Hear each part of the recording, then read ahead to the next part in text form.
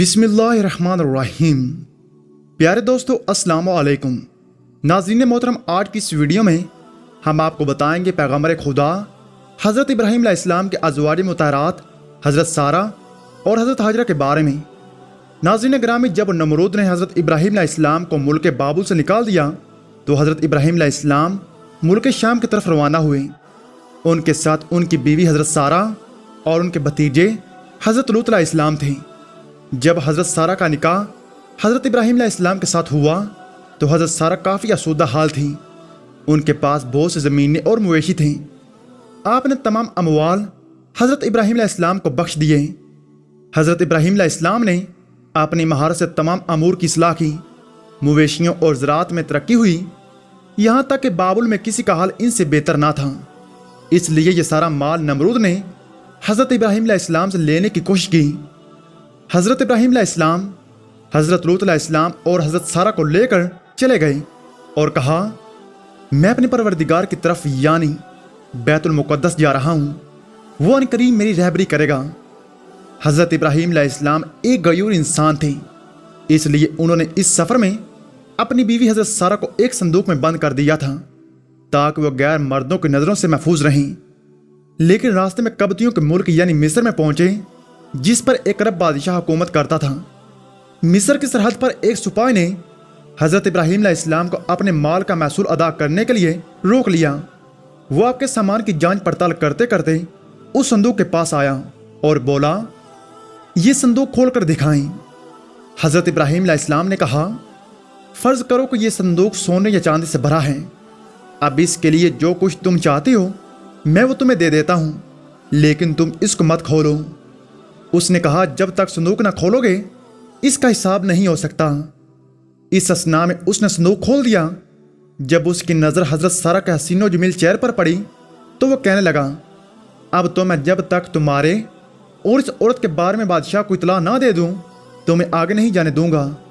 چنانچہ اس نے کسی آدمی کو بھیج کر بادشاہ کو اس معاملے سے آگاہ کیا۔ بادشاہ نے چند آدمیوں کو بھیجا کہ صندوق اٹھا کر لے آئیں۔ حضرت ابراہیم علیہ السلام بھی ساتھ چلے اور فرمایا کہ جب تک میرے جسم میں جان باقی ہے میں صندوق سے جدا نہیں ہوں گا۔ جب بادشاہ کو یہ اطلاع دی گئی تو اس نے حکم دیا کہ ابراہیم علیہ السلام کو بھی ساتھ آنے دیا جائے۔ چنانچہ حضرت ابراہیم علیہ السلام کو تابوت اور ان کے تمام سامان کے ساتھ بادشاہ کے پاس لے جایا گیا۔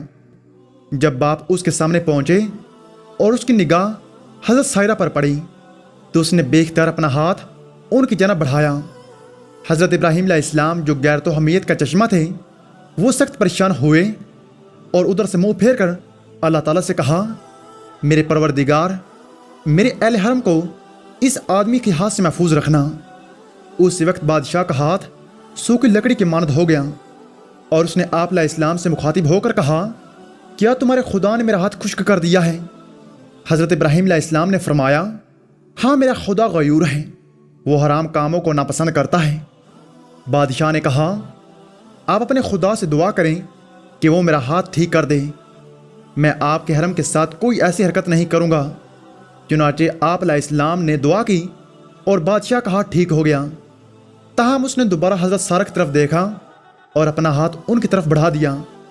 اس پر پہلے کی طرح اس کا ہاتھ پھر خشک ہو گیا۔ تب اس نے دوبارہ آپ علیہ السلام سے دعا کی درخواست کی۔ آپ علیہ السلام نے فرمایا، اب میں تمہارے ہاتھ کے شفایاب ہونے کے لیے اس شرط پر دعا کروں گا کہ تم پھر سے اپنا ہاتھ آگے نہیں بڑھاؤ گے۔ اگر تم ایسا کرو اور تمہارا ہاتھ خشک ہو جائے تو پھر تم دوبارہ مجھ سے دعا کے لیے نہیں کہو گے۔ بادشاہ نے یہ شرط مان لی۔ تب آپ علیہ السلام نے کہا، اے پروردگار، اگر یہ سچ کہہ رہا ہے تو اس کے ہاتھ کو ٹھیک کر دیں۔ اس پر بادشاہ کا ہاتھ اپنی اصلی حالت میں آ گیا اور اس کے دل میں حضرت ابراہیم علیہ السلام کا رعب بیٹھ گیا اور اس نے آپ علیہ السلام کی بڑی تعظیم و تکریم کی اور کہا کہ تم بے خوف رہو، تمہاری حرمت یا تمہارے اموال سے اب میں باز رہوں گا، جس جگہ چاہو جاؤ، لیکن تم سے میری ایک حاجت ہے۔ آپ علیہ السلام نے پوچھا، وہ کون سی حاجت ہے؟ بادشاہ نے کہا کہ میں اپنی بیٹی کو بطور کنیز حضرت سارہ کو دینا چاہتا ہوں۔ آپ علیہ السلام نے منظور فرمایا اور بادشاہ نے اپنی بیٹی حضرت سارہ کو بطور کنیز عطا کر دی۔ بادشاہ کی یہ بیٹی کوئی اور نہیں بلکہ حضرت ہاجرہ تھیں۔ جن کو بعد میں اللہ تعالیٰ کے حکم سے آپ علیہ السلام نے اپنی بیوی کا درجہ دیا، اور انہی کے باطن سے اللہ تعالیٰ نے حضرت ابراہیم علیہ السلام کو حضرت اسماعیل علیہ السلام عطا کیے۔ آپ علیہ السلام اپنے اہل و اموال کے ساتھ روانہ ہوئے۔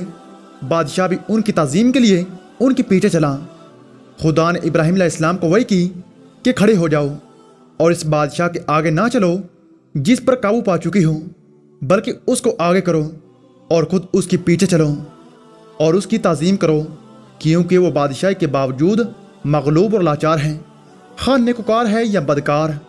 یہ سن کر ابراہیم علیہ السلام کھڑے ہو گئے اور بادشاہ سے کہا، آگے چلو کہ میں تمہاری تعظیم کروں اور تم کو مقدم رکھوں اور تمہاری عزت و اکرام کی وجہ سے تمہارے پیچھے چلوں۔